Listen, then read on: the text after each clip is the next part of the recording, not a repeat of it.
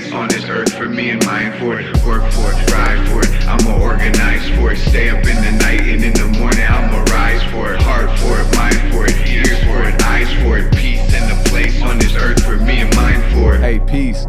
Thanks for tuning in. It's the Money, Power, Land, Solidarity podcast. I'm Jake Verdon, GP Jacob. We're here talking about issues of economic development, wealth, power, race, class, public policy, and we're diving into those big issues through the entry point of the Upper Harbor Terminal redevelopment project. This is 48 acres of city-owned land on the Northside riverfront in Minneapolis that's in a period of contested public debate right now. It's slated to be redeveloped by the billionaire Pohlad family's company, United Properties. I am really excited to have an interview today with Nancy Przymus, who's a community organizer with the Bottineau Neighborhood Association. The Bottineau neighborhood is a working class neighborhood in lower Northeast that's directly adjoined to the riverbank right across the Lowry Bridge from the Upper Harbor Terminal site. Right on the north side of the Lowry Bridge sits the GAF Shingles Factory. They make asphalt shingles. GAF is the neighbor. It sits right next to the site that right now is proposed for the Upper Harbor Terminal. Nancy's gonna talk about her decades-long involvement in the struggle to hold the GAF accountable for the amount of pollutants and toxins that they spill into the air in Northeast and North Minneapolis. She's gonna talk about the health impacts of this factory. She's gonna talk about the way it's not being regulated and share her perspective on how it relates to the Upper Harbor. This is a really touching interview. She's sharing powerful information.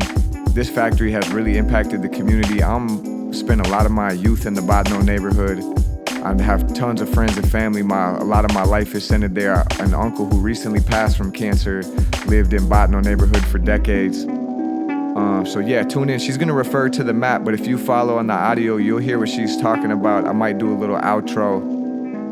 Again, this is Nancy Przymus from the Bottineau Neighborhood Association talking about the GAF Shingles Factory. Money, power, land, solidarity. All right. This is the Money, Power, Land, Solidarity podcast. We're here with Nancy from the Bottineau Neighborhood Association. Can you just start by introducing yourself, your name, a little bit about yourself, and what your role is at the Bottineau Neighborhood Association?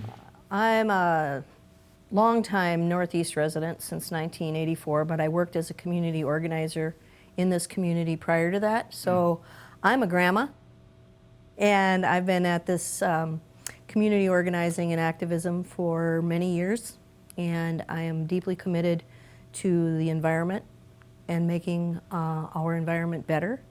And part of the reason I think that Bottineau hired me 6.5 years ago was because of my long history of working in this community to make it better. Can you talk a little bit about the Bottineau neighborhood? Like, what are the people like here? What's the features, qualities of Bottineau? Well, Bottineau has always been the place where immigrants come. Our motto is that we want to celebrate the diversity and the embrace the various cultures and religions and everything. It's always been that way, and that was written in 1995. And in 1995 was when they first started opposing the GAF shingle plant, and we have letters that the community wrote way back then asking for volatile organic compounds to be put on the MPCA permit for GAF.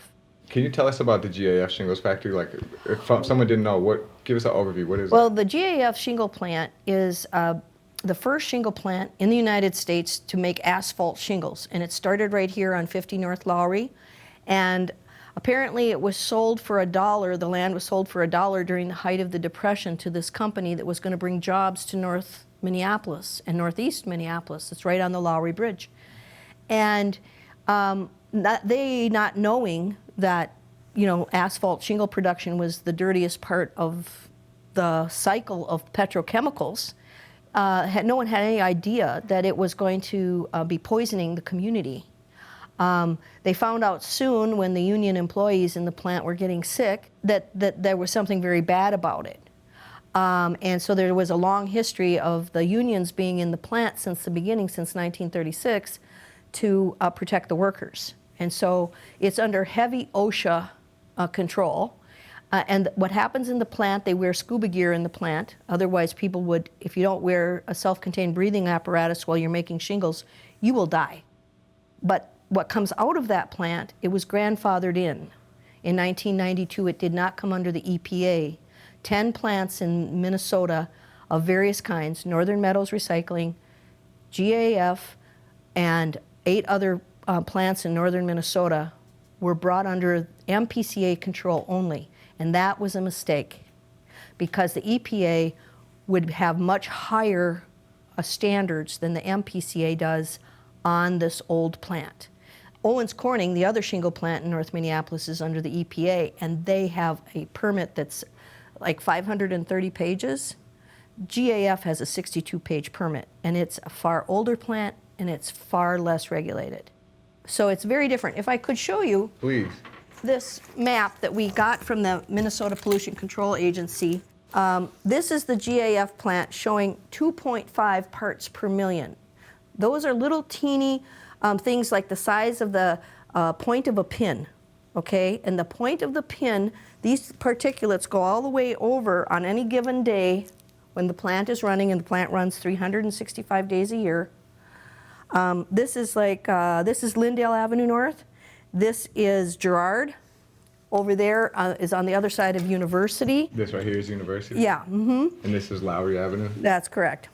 And so when you look at all of this area, we started studying this area then in 2014 for how many people were dying of cancer and asthma in this area. There are four census tracts.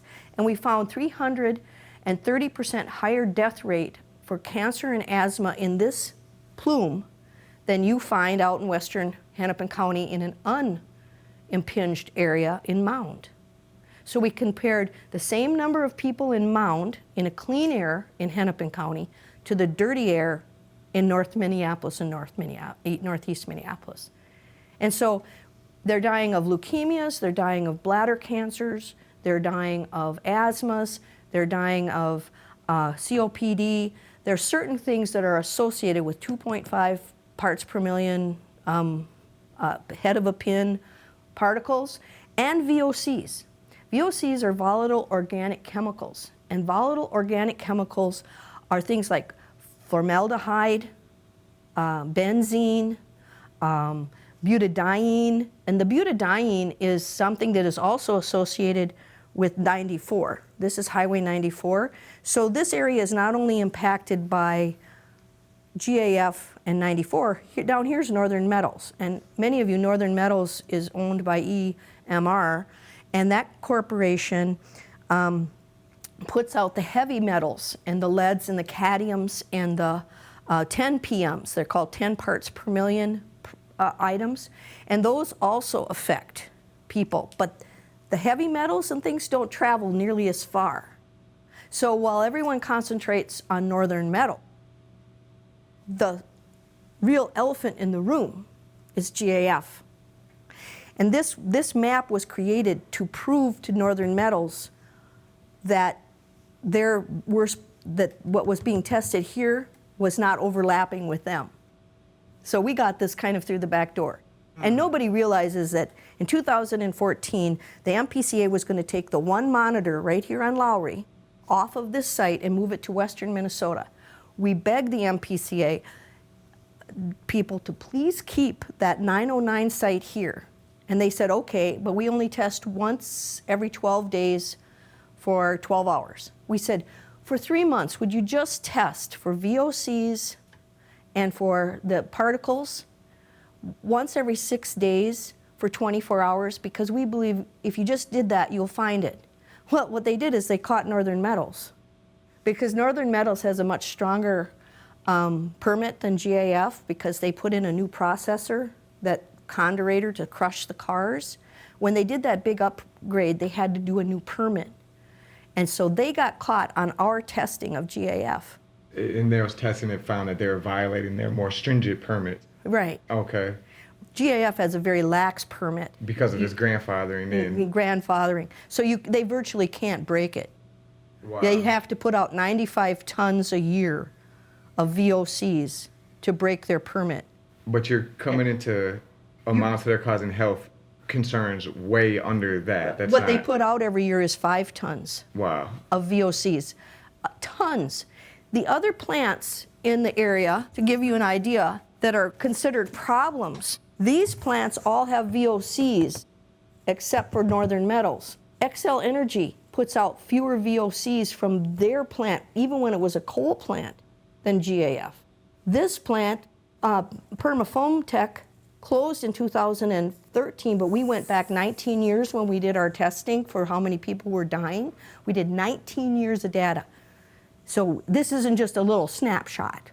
We did a very in-depth study, and we found out that they only put out 300 pounds, and they're under the EPA. 5 tons at GAF, not under the EPA, 300 pounds under the EPA. Down here, this is G&K. They're a laundry service. They're under the EPA. They put out about 8 pounds a year of VOCs. They're under the EPA, not GAF. What is wrong with this picture, people? They should be under the EPA, and they should have much better and more stringent permit. Because at 95 tons of VOCs, you would have to burn this without any stacks at all year long. In order to get to that level. Yeah. It's mind-boggling how lax the control is over this grandfathered plant. And we did get the city to take back their land and let the GAF can't put their shingles for free anymore pretty much on the river, because shingles, asphalt shingles, you've ever seen them being on trucks on the freeway? They always have yellow straps on them holding them on. Yeah. Why do you think that is? I don't know. That's because shingles in an enclosed area after they're fresh off gas and would blow up trucks on the roads. They have to keep them open to the air as they travel all over this country, stinking up. And just think when they're gassing up at these places, these diesel places, for the trucks that are transporting them, man, one spark. It's just a traveling bomb, basically. Yeah, and they put them on trains, but trains don't like to carry them because they have to keep them in open. So they generally are carried on trucks in small amounts. I mean, there's a lot to shingle production that is really dirty. Like I said, it's the last stop in the petrochemical world of production. Clean coal tar comes out of coke refinery. That's clean coal tar. That doesn't get used. That's after diesel and gasoline has been made. It's called coal tar. At asphalt shingle plants, they don't use the clean stuff. They want to use the old recycled stuff because there's old chemicals in those old shingles and asbestos and stuff that helps this new shingles with the new coal tar bond better and stick together better. So it's not just the petrochemical cycle. It's these other kind of chemicals. These are the chemicals we found that were the highest in the GAF air testing. It was being tested at the 909 site, like I mentioned earlier, called the Lowry Bridge MPCA testing site. And this are health risk values prior to 2002. This is very important. Okay. And the reason this is important is these things were found above the 2002 health risk values. You can see 400%, this is 100%, this is 400%. It was that much higher than what was allowed by the health risk values. Health risk values means if you're exposed to it in the air for 3 years, you will come down with cancer most likely. And so this is ethylene dibromide. Ethylene dibromide was banned for use in 1933 because it causes liver cancer, not correlated, causes liver cancer. The 909 site found ethylene dibromide. Oh, and this is 3 years worth of data from 2014 through 2017. It shouldn't even be in the manufacturing system anywhere in this country. Why is that there? The formaldehyde. This is the highest in the state of Minnesota. It's higher than the coke plant where they make where they refine oil, higher than the coke plant down there in Rosemount. And it's not what you smell that is the danger. These things are odorless. What we are smelling is creosols and the melting of those old asphalt shelters, shingles. All of these things are odorless. Benzene doesn't even show up here. Vinyl chloride is horrible as well. These things, leukemia, asthma, COPD, liver cancer, vinyl chloride, birth defects, because ethylene vinyl chloride will change the gametes, I think it's called. I'm not very good at biology, but it's the human sperm cells are mutated by exposure to it, and it results in Down syndrome and autism and things. This chemicals coming out of this plant we need to go back to the 2002, because under the Pawlenty administration, they changed the health risk values, they lowered everything. And they said it was no longer a danger. And benzene, they said at this plant was so low for those 3 years. Our researchers found that the MPCA lost 1/3 of the benzene tests. They were destroyed in their analysis because they gave the benzene and all of the testing to the Minnesota Department of Health to do the testing, and they were doing it on the cheap for our site.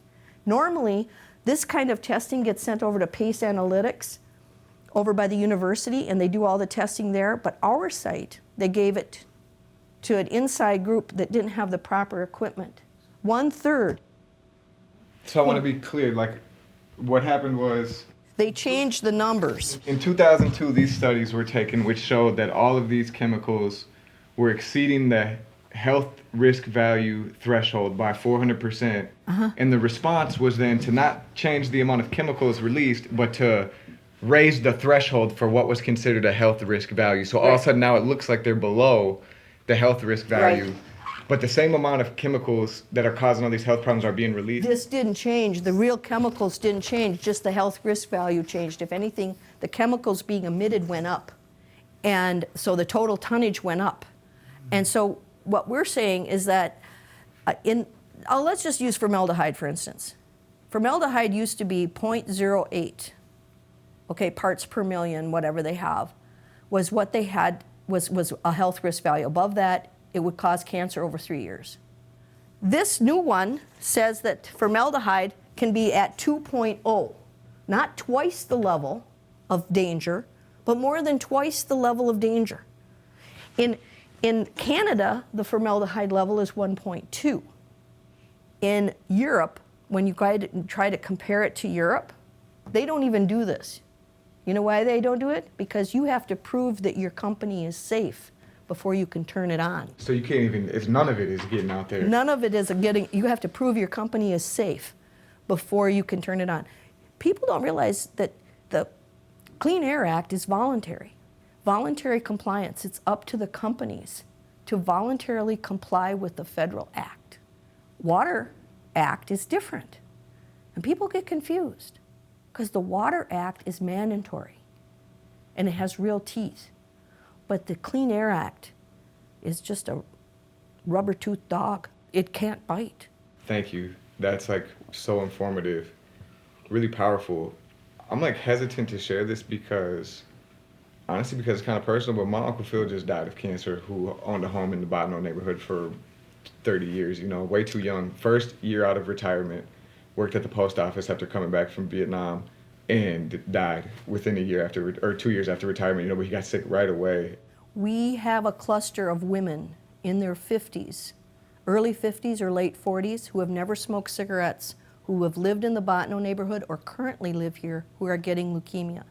And fortunately, we have one of the best leukemia hospitals in the world at the University of Minnesota Fairview, and many of these women are going there. And the oncologists there are concerned about the cancer cluster around this area. And they always ask these women, and this is anecdotal because we only have 8 people we've been talking to that came down with it, 6 of which have died. 2 are still alive.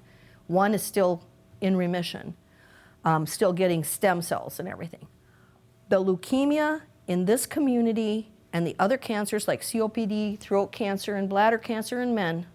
Why do I say bladder cancer? Oh, bladder cancers, when you get certain chemicals in your body, like these VOCs, like formaldehyde and benzene especially, and carbon tetrachloride, these chemicals are cleaned out of your blood, and then it goes into your bladder as urine, and it stays in the bladder.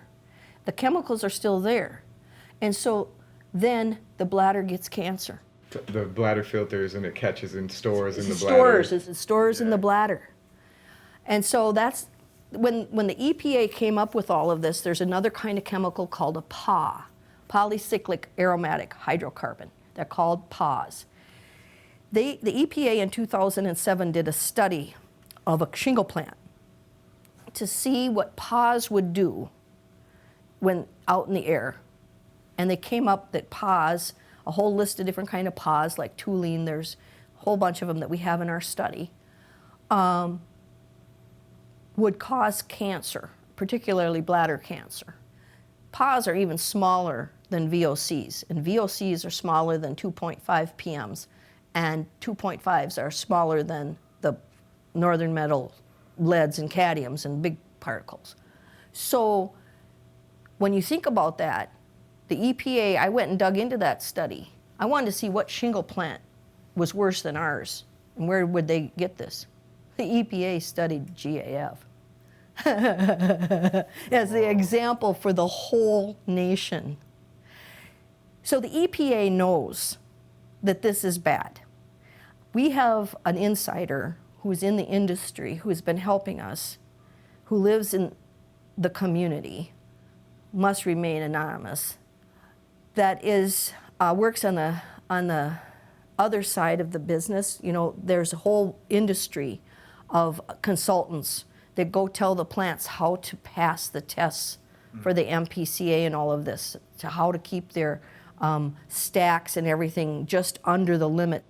He told us that the GAF shingle plant is a joke in the industry, that it's still operating nationwide. At their conventions, they make a joke of it because it's so egregiously unregulated.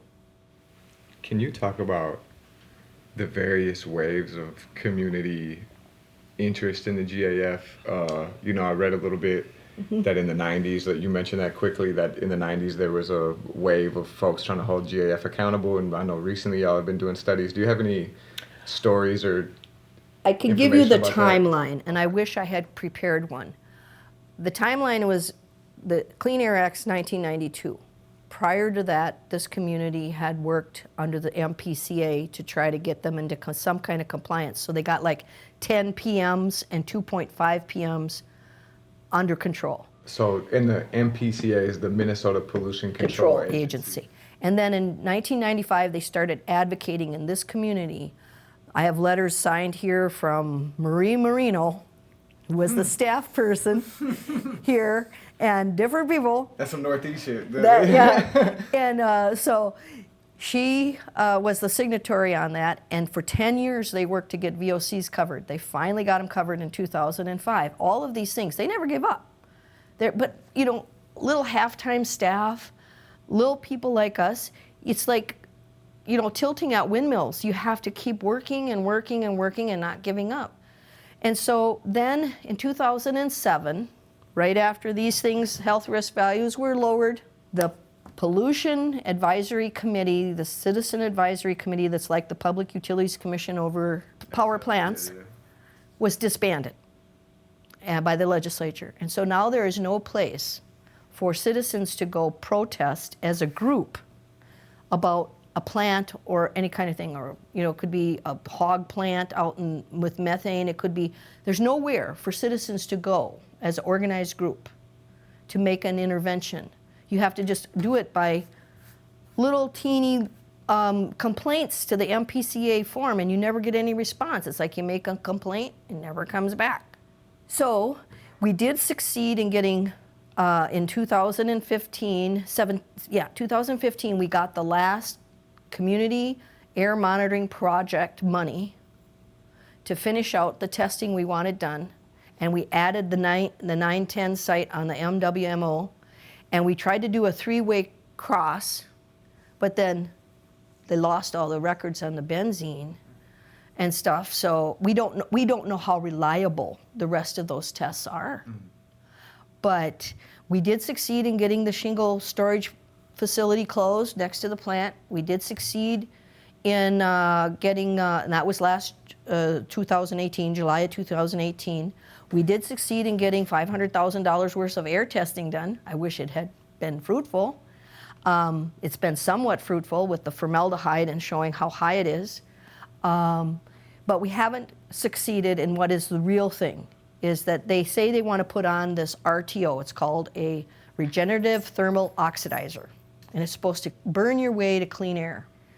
And that would mean they would put a stack there and they would burn at 2,500 degrees. They've been promising this since 2005 that I know of in paperwork we have here. And every time when we get close to getting them to have to do something, they say, oh, if you just give us this, we will put in this RTO and then the problem will go away. All it's going to do is spread all of these poisons further out.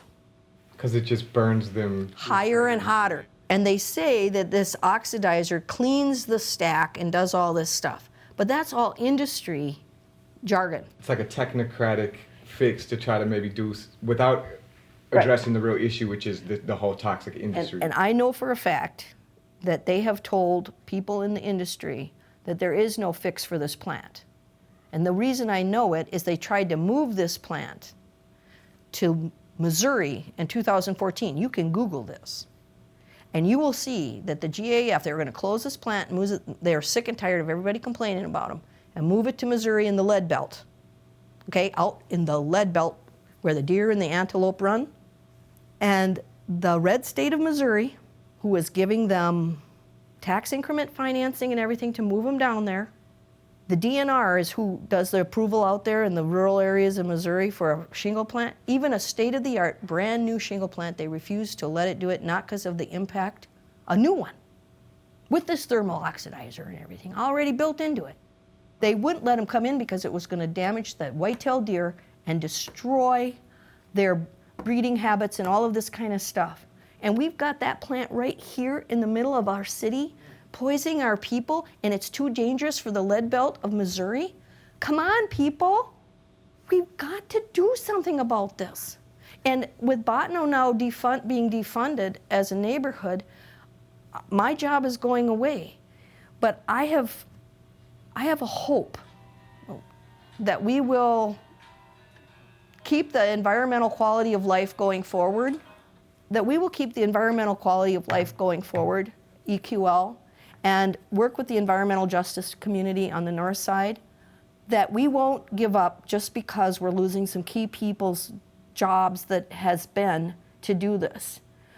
We have worked with Minnesota Environmental Advocacy Group, the lawyer group, but we didn't have the funds to put an attorney on retainer for us, so they gave us 2 recently minted attorneys that were just waiting to pass their bar last year, and they worked with us for 8 months and helped us get some data that was public that we couldn't get because we didn't know how to ask for some of this data. And with that data, or data, the data to me is a guy on Star Trek. Sorry, I call it data, you call it data, whatever you want. What we're going to do is we got a PhD in public health to go through all of the data and find out where these anomalies were, like with the benzene, and we started really digging in to what this data meant. And I thank the MCEA for sending us those newly minted attorneys to help us. And we continue to do a study. Our latest study, we have 5,000 flyers we're putting out in the next couple months to do a study that's called a prevalence study. We studied the dead people, and we found out how many people died higher. Now we're studying the living people in a survey to find out how many people are getting sick. You have to do these studies in a progression. First you do the mortality study, then you do the prevalence study, and then the next thing is you start digging down and you have actually an actionable thing which is a case study, so that we can start looking at these women with leukemias, we can start looking at these people with bladder cancers, we can start looking at these people with all of these anomalies, asthmas and COPDs and things like this, and throat cancers, and start saying, why are we getting them? And the only way you can ever make a change under the Clean Air Act in Minnesota, if it's MPCA, you can't go and ask anybody to do anything. You have to sue the MPCA. That's our state law. And you have to have a case study to sue them. So that's why it's such a long process, and that's why people have taken so many runs at this, and about the time they get close, usually they lose a staff person, they lose capacity, they lose something. Yeah. And I'm just hopeful, and I'm so thankful, Jake, for you mentioning that we should tell this story, is because if we don't get this story out and find some funding, again, we have come this close to actually getting this plant to move out of a residential area away or closed. They have 52 plants all over this nation. They don't need this one.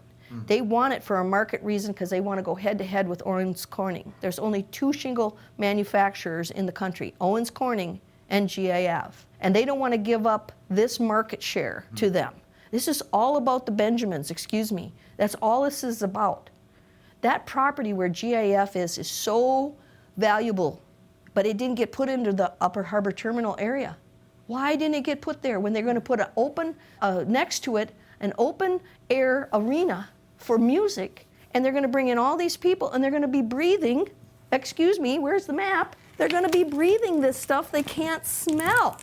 It just breaks my heart that people are being exposed to this stuff, and there is not any real stuff. They say, you know what the MPCA says? It doesn't break their permit. Well, no, it doesn't break their permit because the permit is so lax you can't break it. Yeah. If you look at this here, is like, I want to talk more about the Upper Harbor Terminal in a moment, and to think about the folks who would potentially be going to whatever's in that development.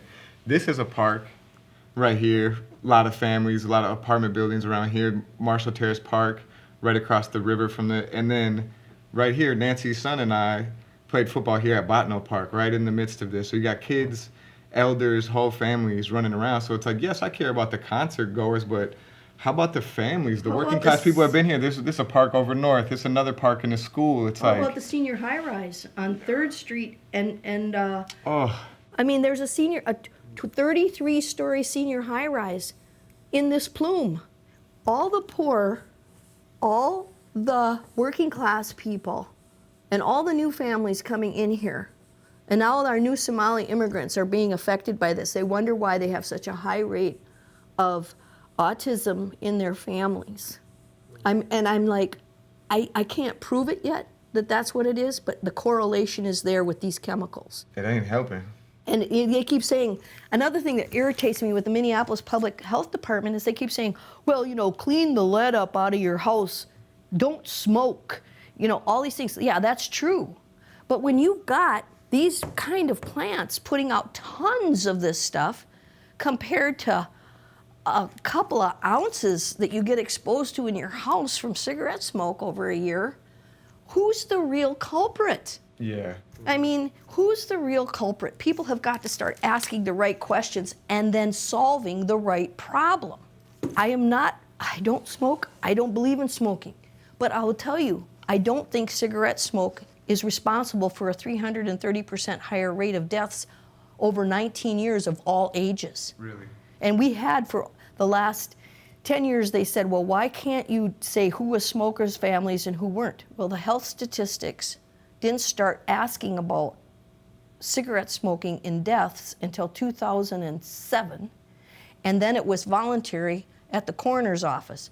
So to try to do that data with our ability, maybe if we had a PhD statistician, hey, could use one, help us with that, we could probably dive down and find out which ones were smokers and not. But that's blaming the victim.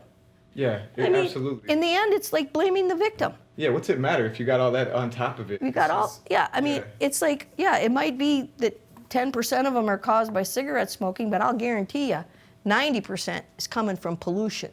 Yeah. Any thoughts in terms of like, they've been eyeing this Upper Harbor Terminal development for many years and kind of cooking it behind the scenes. Have you had any interaction with those folks, any outreach from the developers or from the city? Has the GAF and the environmental justice concerns been a part of that process at all? The Promise Zone people came to speak with us in March because the Promise Zone has money to buy up some properties and do some things. And the GAF plant for housing, if you could put the housing they were talking about at that meeting on it, at the backside you could put up a big high-rise, and there's already a high-rise over there for the seniors, so there's some zoning precedents for sure and all that. Just that one building would provide more tax base in a couple of years than we ever get from that plant. So, but because it isn't part of the Upper Harbor Terminal, that's not even gonna happen. And so I keep going to the Upper Harbor Terminal people and asking them, please expand to Lowry, include this plant. We accidentally caught Northern Metals and then the lawsuit, and we're getting rid of them. They're getting shut down, correct? Yeah, half of it is. Half of it is. The part that causes the leads to go out and everything. Okay. That Conerator type of thing, that auto crushing plant is moving to Becker, Minnesota, and with all kinds of containment. Okay. That we didn't have here. Yeah. Okay? Out in the rural area, they're going to get it. Thank you. I'm glad our work is paying off for the deer and the antelope. But we need to fix what's going on here. And the GAF plant should be part of that Upper Harbor Terminal. And the Upper Harbor Terminal should allow people from the community, more community members who are activists, to be on their committee. A friend of mine, Native American woman, applied to be on it. Nope, she's not on it. They pick someone from Spring Lake Park who's Native American, that's great, and okay, that's great. But they don't live here. And I'm just saying, it should be the people who live here who are going to be intimately impacted should be on that committee, not people from all over. Yeah, I just gotta say, I was thinking more about it, how offensive it is to think that like the real ownership and profit stake and decision-making power is going to go to United Properties, the Polad family, the First Avenue and their owners. It's already offensive when you just think about the amount of wealth and power they already have, but then to think on top of that, they don't breathe this stuff in every day like we do. They live by the lakes, they live out in other areas, they don't deal with what the workers and what the people who are crossing that bridge every day deal with. And it's like so much more at stake to say, if there's an opportunity to do something different with this land, let's really respond to the actual concerns here. And to me, I'm like, I don't think that it's that big of a change in terms of it's still heavy industry. It's just heavy service and entertainment now rather than industrial as far as what it was before. Yeah, and I will say this. We still need jobs. Yeah. And where's the jobs in the Upper Harbor Terminal other than making people here be servants to the other people? I don't want to be a servant. Get people beer and clean up after I'm a servant already to the community, but I choose that. So what we should do is make this an eco job creator. We buy our windmill blades from Germany and they bring them through the Port of Duluth. Why aren't we making them here? We have at the University of Minnesota brilliant people who have come up with micro hydro that you can use that doesn't hurt fish, and it will one little thing about the size of this board can do enough hydro for like 500 homes and businesses on a little stream. So we wouldn't have to have these petrochemical companies. And if we don't have the petrochemical companies, then I don't have to deal with the coal tar sludge out of making asphalt shingles. Why aren't we making some adobe? We have clay, like you wouldn't believe in Minnesota. We could be making all the clay tiles for roofs we need. Better for the environment, better our values for energy, better than and no pollution with clay. We just have to bake them. Why aren't we thinking big? It's our chance. And we could have all these union jobs up there, making shingles, making blades for the windmills, making micro hydro. We could have a campus, and then we could also have really cool worker housing, 2-3 bedrooms where people can have a balcony looking out over the river, and they could walk to work, and then they could have a grocery store, and then they could have a theater, and they could go to the music venue, and then they could go home. Why aren't we thinking of this? And I applied to be in the Upper Harbor Terminal. I got turned down. They don't want community people on that Not who have are going to raise ideas. any issues. Yeah, exactly. They want people who are going to rubber stamp and who are going to be satisfied with just kind of playing with the edges of things rather than like actually asking the real questions. Until right now, I didn't ever come out and say that. But right now, if you're not going to include GAF in that Upper Harbor Terminal footprint, then I think we ought to take our gloves off. I mean, I'm a grandma. I haven't got many more fights in me. But this one, I'm not giving up.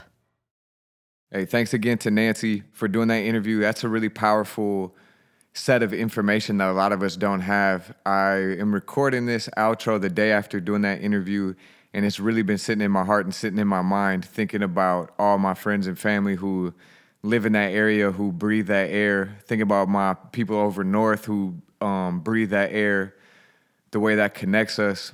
I'm thinking about Flint, Michigan. I'm thinking about the whole planet in this industrial process. You know, it's toxic. And thinking about the Upper Harbor Terminal, the way that wealthy people who don't suffer those consequences the same way are poised to step in and profit off of this land, and the way that the city process prioritizes that as economic development, you know, giving this land over to folks to turn it into a place for the service industry to extract profits rather than prioritizing the needs of the working class people who have been living through this pollution. I think Nancy has some great ideas about what could happen at the Upper Harbor. What I'm hoping to do with this podcast is to stir up those ideas, to put more folks into conversation, to bring these ideas to the surface, to bring this information to the surface and really think about, without catering to the wealthy and without making profit our number one priority, what could we really do with this land? So again, thanks to Nancy.